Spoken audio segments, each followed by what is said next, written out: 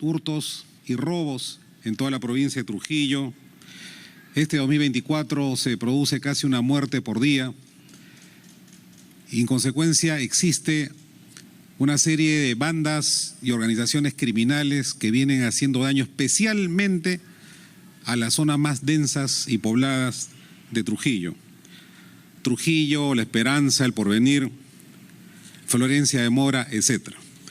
Por eso se ha tomado la decisión, lo repito, por el tiempo de 60 días, declarar en emergencia la provincia, toda la provincia de Trujillo con todos sus distritos. Situación en la que se estará actuando de manera enérgica la Policía Nacional de Perú con el apoyo de las Fuerzas Armadas para que conjuntamente con las autoridades regionales y locales puedan hacer frente a esta ola delincuencial. La segunda decisión que se ha tomado es igualmente, mañana se va a expedir la norma correspondiente que declara el estado de emergencia en la provincia de Patás. Y esta vez el control del orden interno va a estar a cargo de las Fuerzas Armadas, con el apoyo de la Policía Nacional de Perú. En Patás hemos visto con estupor cómo se han registrado el sabotaje a torres de alta tensión, 7 torres voladas, atentados con dinamita, crecimiento descontrolado de la minería ilegal. Enfrentamos a más de 20 bandas organizadas que se mueven en torno al comercio especialmente del oro, y lo que hemos encontrado en Patás es la peor expresión respecto a lo que puede pensarse acerca de la seguridad ciudadana. Extorsiones, explotación laboral, explotación sexual, proxenetismo, tráfico de armas, tráfico de insumos químicos, en fin. Y es por eso que se ha tomado la decisión que por el plazo de 60 días las Fuerzas Armadas intervengan inmediatamente en Patás en el control del orden interno, con el escrupuloso respeto de los derechos fundamentales, del derecho internacional humanitario y de las reglas y empleo del uso de la fuerza. Igualmente, es importante precisar que en ambas situaciones, tanto en el estado de emergencia de Trujillo como en Patás, quedarán suspendidas la atención de locales comerciales, eventos sociales y espectáculos desde las 00 horas hasta las 4 de la mañana, hasta controlar definitivamente a esta ola delincuencial que afecta los derechos, la vida, la paz, la tranquilidad, la integridad de los compatriotas liberteños. Igualmente, en el Consejo de Ministros hemos analizado ampliamente y había un informe del MINSA respecto del desembalse quirúrgico en los hospitales e institutos especializados. La presidenta Dina ha dado instrucciones de hace varios meses de intervenir directamente a favor de los menos favorecidos para que puedan ser operados adecuada y oportunamente. El ministro de Salud también informará acerca del problema del dengue. Se ha informado también avances importantes sobre la ejecución presupuestal.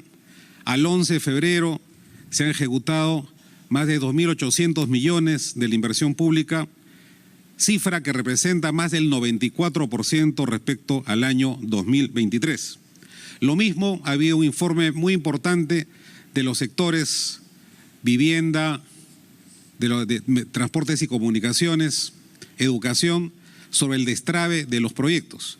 Y pronto haremos anuncios sobre este tema y también haremos las aclaraciones correspondientes al reciente informe de la Contraloría General de la República. Hemos tenido, lo repito, un trabajo fructífero, estamos avanzando en los objetivos de gobierno y sobre todo en la necesidad de trabajar conjuntamente con las autoridades regionales y locales para hacer frente al crimen organizado y a la extorsión. Doy paso a continuación al señor Ministro del Interior, que dará mayores detalles sobre los anuncios que acabo de mencionar.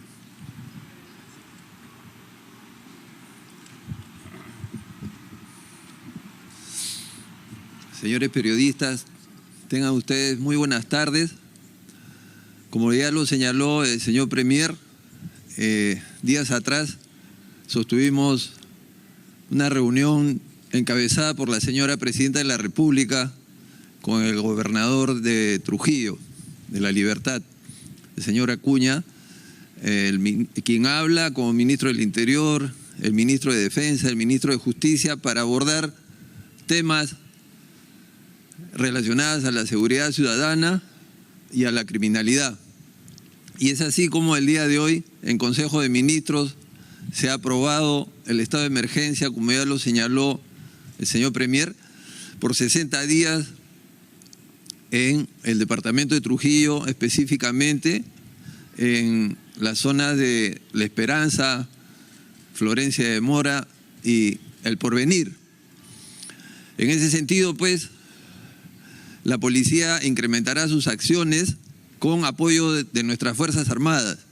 Se incrementará el número de efectivos de investigación criminal, de la DINOES, de inteligencia y de todas las áreas con las que cuenta la policía, repito, con el apoyo de nuestras Fuerzas Armadas.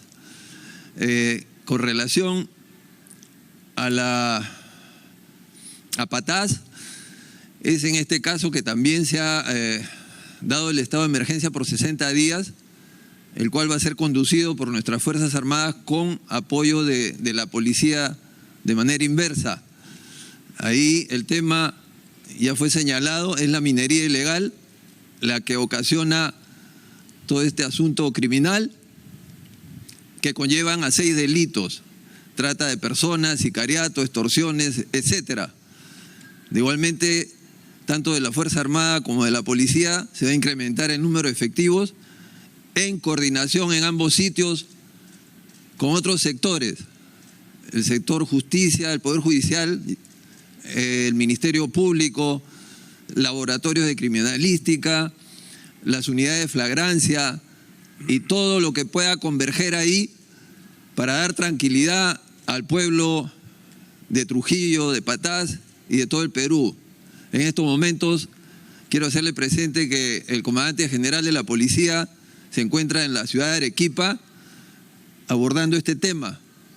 Y tenemos pues en nuestras mentes, en nuestros planes, controlado todo el Perú, específicamente las fronteras y cualquier otro lugar en donde pueda haber mayor incidencia del crimen y o atentarse contra la seguridad ciudadana. El gobierno y la Policía Nacional de Perú siempre están presentes velando por ello. Gracias. Muchas gracias. El señor ministro de Defensa.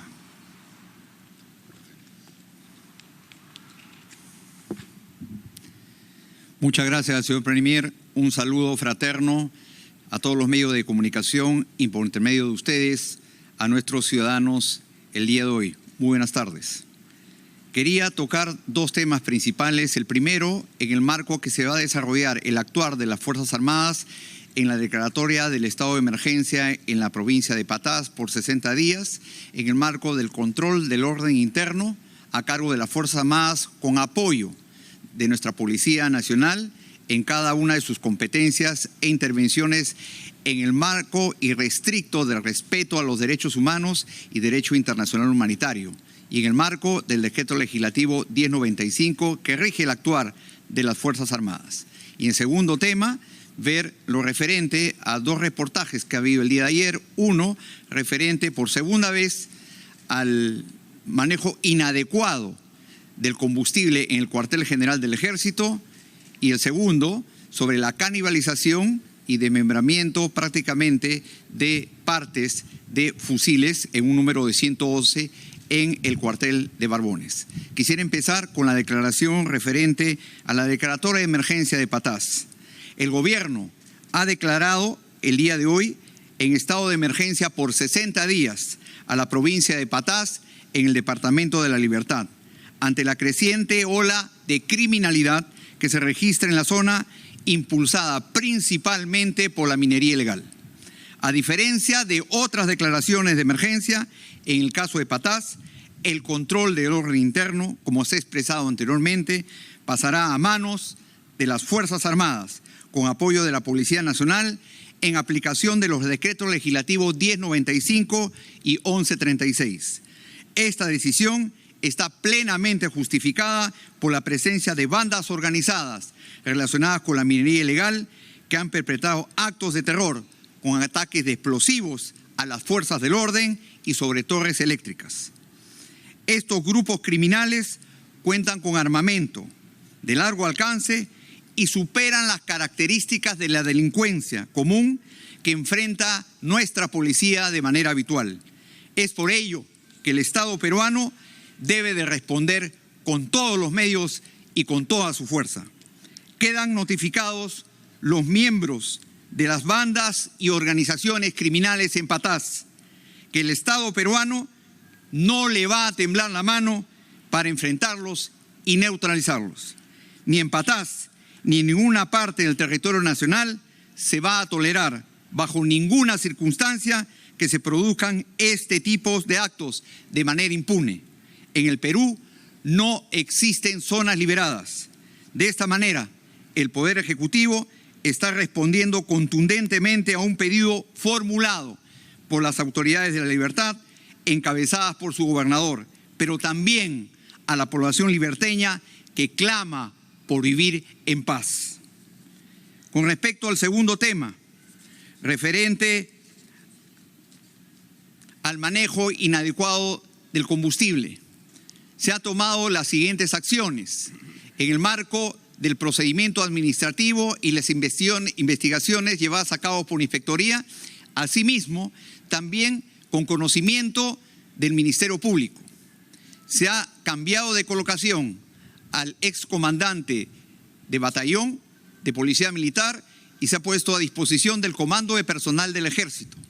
Se han identificado 14 personas involucradas en la compra de ese combustible. Asimismo, se está realizando la investigación en los 2 niveles de inspectoría para saber las razones y las causas y tomar las acciones sobre la no detección de esta irregularidad y de este delito.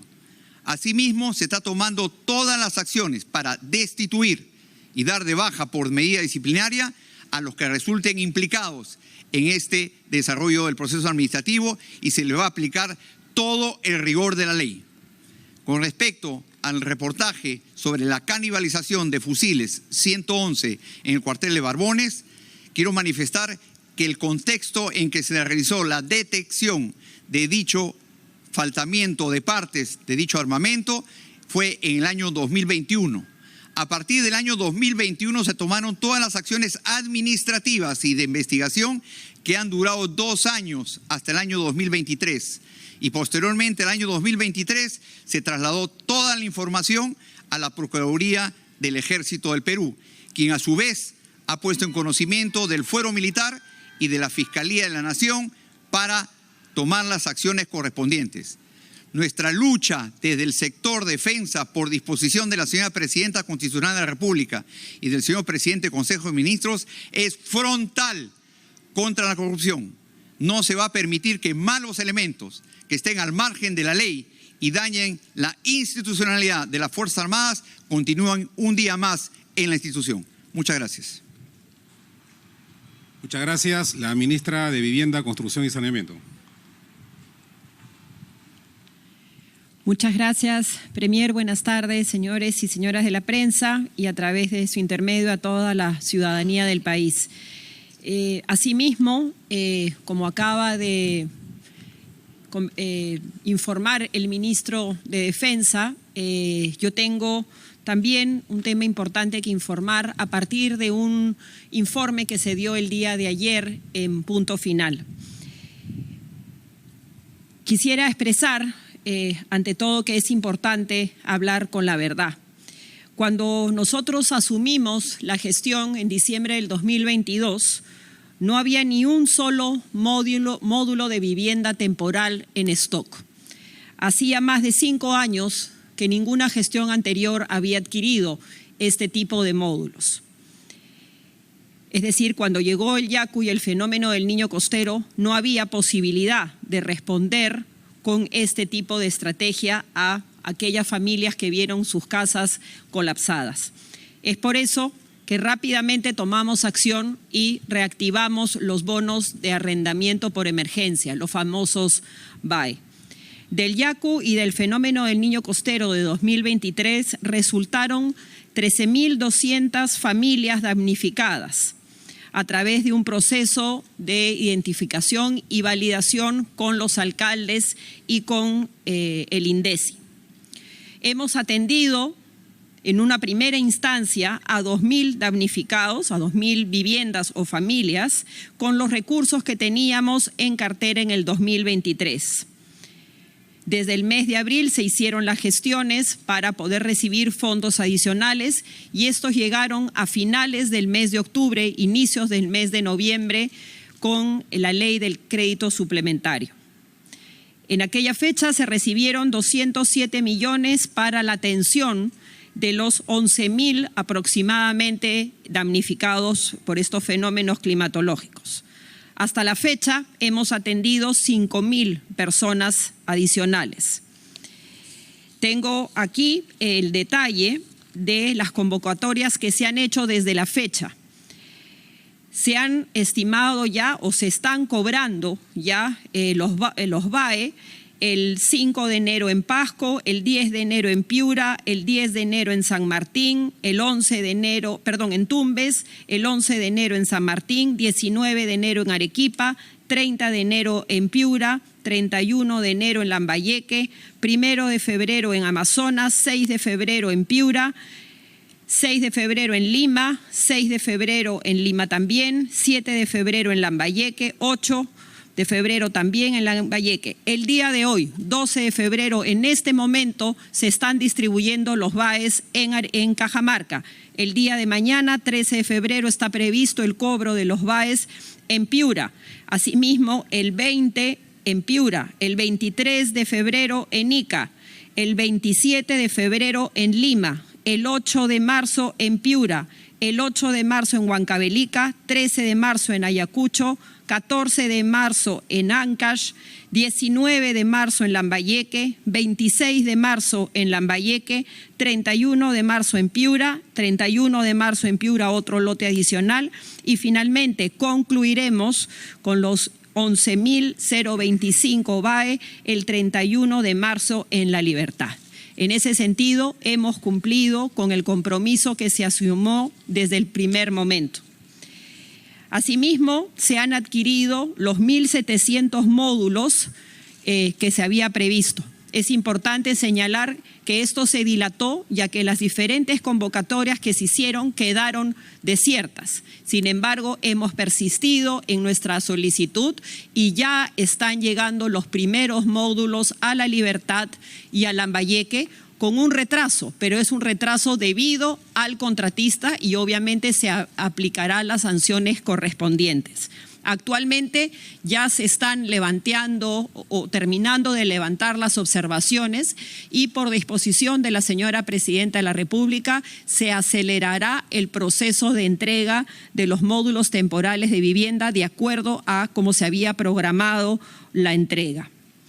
También quisiera informar a los medios de comunicación que se convocará a los medios en el transcurso de estos días para hacer una explicación veraz y certera de lo que ha sucedido, con la objetividad y la seriedad que este asunto amerita.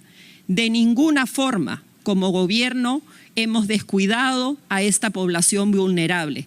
Todo lo contrario, hemos estado en permanente comunicación con ellos y explicándoles la situación. Esta conferencia se hará en el transcurso de los siguientes días. Asimismo, hemos iniciado las investigaciones correspondientes administrativas con respecto a aquel funcionario que dijo y denunció de manera anónima que se habían contratado órdenes de servicio para fines inciertos. Hemos investigado quién es esa persona responsable y se iniciarán las investigaciones del caso y de ser necesario se sancionarán este tipo de prácticas. Muchas gracias. Gracias, ministra. El ministro de Economía. Muchas gracias, Premier. Buenas tardes, señores y señoras periodistas. Como señaló el Premier al inicio, En el Consejo de Ministros del día de hoy hemos hecho un monitoreo y una presentación sobre la coyuntura económica, en particular sobre el buen inicio de la ejecución de la inversión pública que viene creciendo a tasas récord. En enero se ha batido el récord desde que tenemos registro de la inversión pública. Eso ha ayudado a la reactivación. Tanto enero como los datos preliminares de febrero muestran que la economía peruana ha entrado a una fase de expansión. Esto es algo positivo porque va a acelerar la creación de empleo, y lo que estamos haciendo como gobierno es consolidar este crecimiento. Ya cuando uno ve la descomposición entre PBI primario y PBI no primario, se muestra ya que el PBI no primario está creciendo por segundo mes consecutivo, y esa es la meta de este año, alcanzar un crecimiento de 3%. Algo que vale la pena resaltar es que los planes implementados a lo largo del año están dando sus frutos. Tanto a nivel de los gobiernos locales como regionales se observa un crecimiento importante de la inversión pública que va en línea con la recuperación de una serie de indicadores. Crecimiento positivo, 3.4 en el caso de los ingresos del gobierno, las importaciones de bienes de capital. Cuando uno hace el detalle de, por ejemplo, el IGB, las órdenes de embarque de exportaciones. Entonces estamos en esta fase de expansión y como gobierno y como MEF comprometidos siempre en avanzar en este proceso de generar mayor crecimiento y prosperidad para los ciudadanos. Muchas gracias. Gracias. El señor ministro de Salud.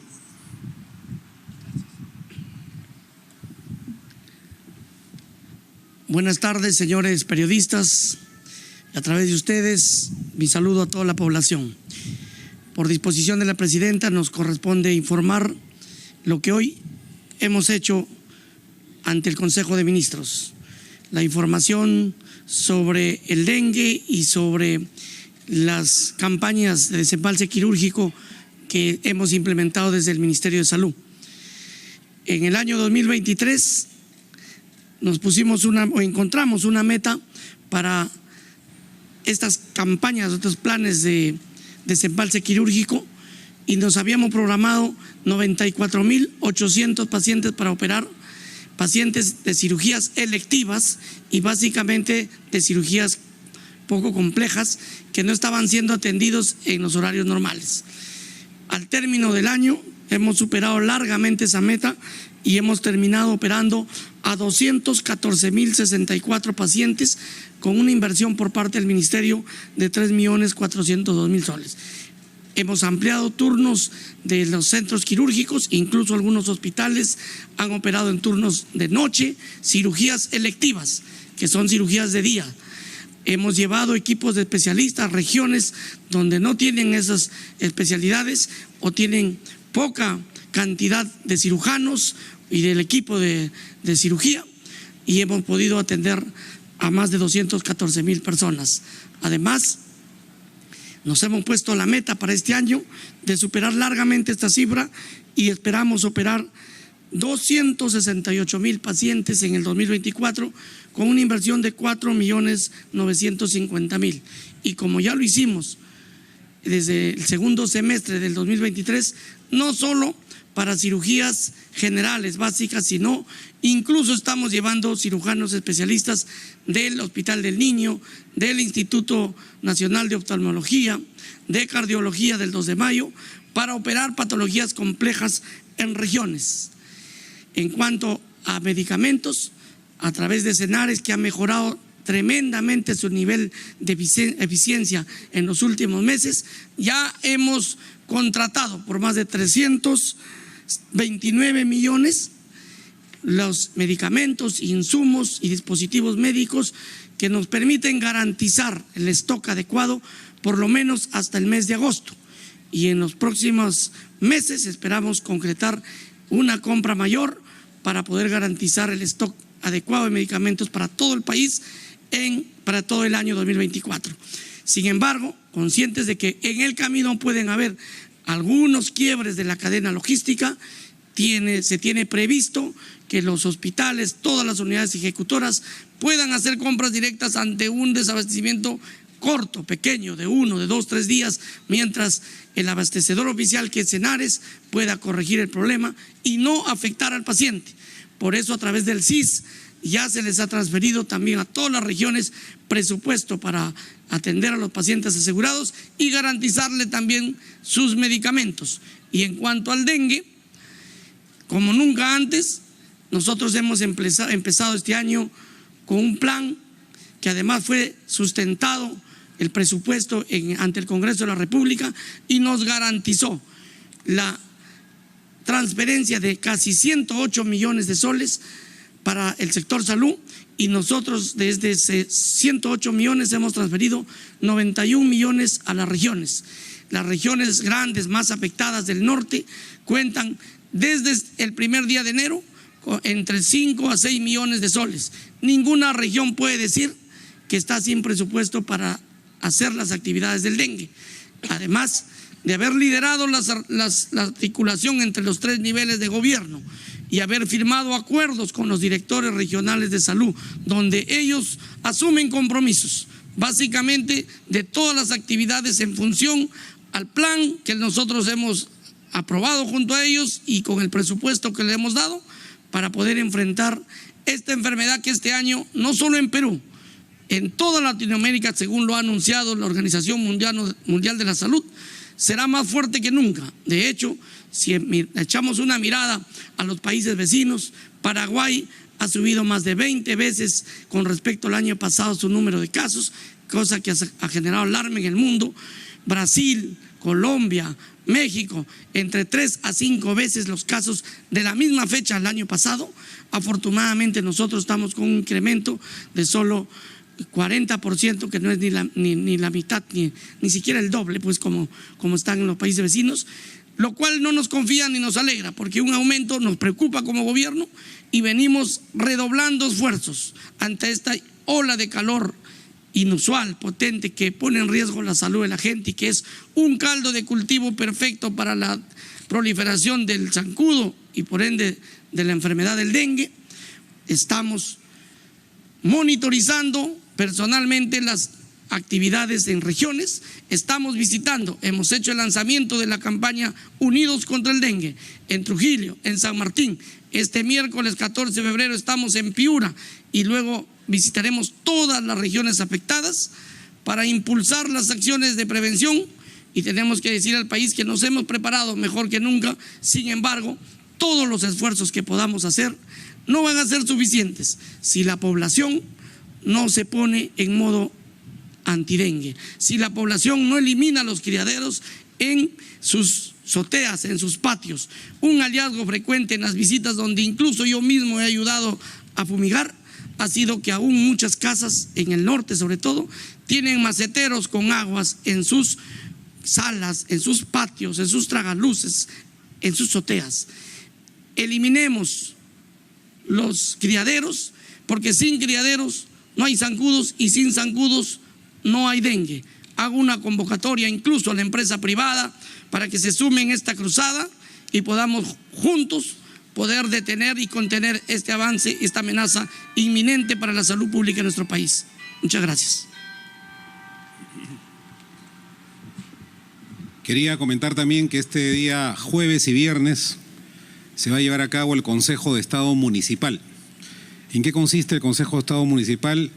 Es la reunión de todo el Consejo de Ministros, la Presidenta de la República, con los más de 180 alcaldes provinciales de todo el país. Vamos a tener una agenda de destrave de obras, de asistencia técnica y sobre todo de interacción para la gobernabilidad también de estas alcaldías provinciales. ¿Hay algunas preguntas, por favor? Con mucho gusto. ¿Qué tal? Buenas tardes a todos. Premier, durante las últimas semanas diversas carteras se han visto envueltas en algunas polémicas que se han reflejado en las encuestas por la baja popularidad que tienen, como la cartera del Interior, que en el Congreso ya hay una moción de interpelación en contra del ministro Víctor Torres. ¿Se estaría planteando un cambio en las cabezas de estas instituciones en el gabinete? Y cabe mencionar que para muchos el estado de emergencia no ha funcionado en Lima. ¿Qué será lo que cambie en Trujillo? Ya lo de Patás ya ha sido explicado. Y también preguntarle su opinión o la del Ejecutivo sobre las recientes declaraciones de Jaime Villanueva, ex asesor de Patricia Benavides, que ha implicado a diversos políticos y también fiscales. Muchas gracias.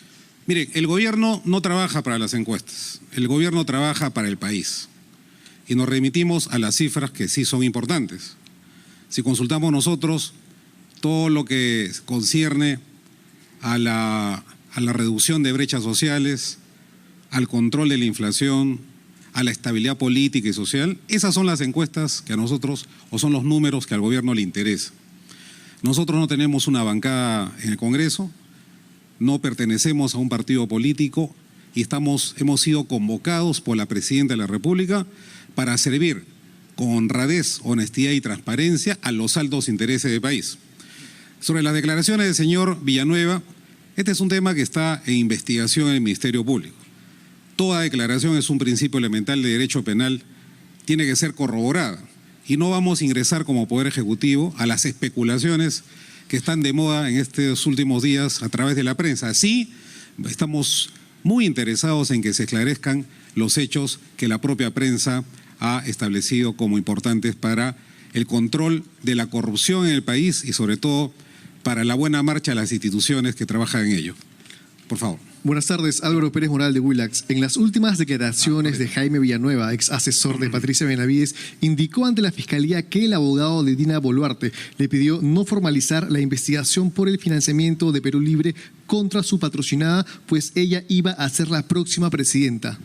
¿Qué me puede decir al respecto? Bueno, es una pregunta que creo se cae por su propio peso, lo repito. Toda afirmación tiene que ser corroborada. Y además debo de certificar de que la Presidenta de la República nunca estuvo ni estará interesada en el destino final de las investigaciones que promueve la Fiscalía.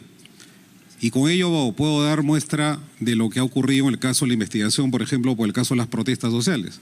Tanto ella como los ministros que estamos siendo investigados hemos en todo momento expresado nuestro apoyo y respaldo a la investigación del Ministerio Público. Y eso es lo que nos interesa, la averiguación de la verdad. Respecto a la pregunta referida a los estados de emergencia, yo puedo mencionar una cifra que está en la propia nomenclatura del Ministerio del Interior. El delito se redujo en San Juan del Lurigancho, en San Martín de Porres y en Lince en un promedio de 36%. Sí son eficientes estas medidas si se aplican en un trabajo conjunto con las autoridades regionales y locales y sobre todo con las instituciones que tienen que apoyar estas medidas. Fíjense, cuando uno declara un estado de emergencia, no solamente es la decisión del Poder Ejecutivo, nosotros convocamos públicamente tanto al Ministerio Público como al Poder Judicial, a la Defensoría del Pueblo, para que nos ayuden a enfrentar la criminalidad organizada. El Poder Judicial, la Presidenta le ha ofrecido todo el apoyo al Presidente del Poder Judicial para los módulos de fragancia, que son muy eficientes y que seguramente se tendrán que instalar en Trujillo y en Patás. Y el Ministerio Público, qué duda cabe, dirige la investigación del delito y es muy importante que los fiscales apoyen, como lo han hecho siempre, en el combate a la minería ilegal que tanta muerte y tanta desgracia ha traído a la libertad. La siguiente pregunta, por favor. Buenas tardes, Eduardo Pérez de RPP. Quería hacerle algunas consultas, señor presidente del Consejo de Ministros. Quería incidir inicialmente sobre las declaraciones de Jaime Villanueva, porque no solo se refiere a la presidenta Dina Boluarte, sino también a un tenor similar cuando Pedro Castillo iba a asumir la presidencia. Entonces, quería conocer su opinión sobre también este punto. Desde otro lado, sí se ha tomado alguna posición desde el Ejecutivo por esta propuesta del mecanismo de jueces sin rostros para enfrentar la inseguridad, teniendo en cuenta que se ha anunciado hace unos minutos estas medidas de emergencia en la región La Libertad. Y sobre Vladimir Cerrón puntualmente, dos interrogantes. La primera, ¿qué tan cierto es esto de que había estado en Ica y de que pudo fugar por algunos contactos políticos? Puntualmente lo que se señala es por el congresista Américo Gonza y sobre una publicación que ha hecho el señor Cerrón hace unos minutos donde dice que ha quedado demostrado que el Ministerio Público aperturó carpetas fiscales para chantajear a los políticos.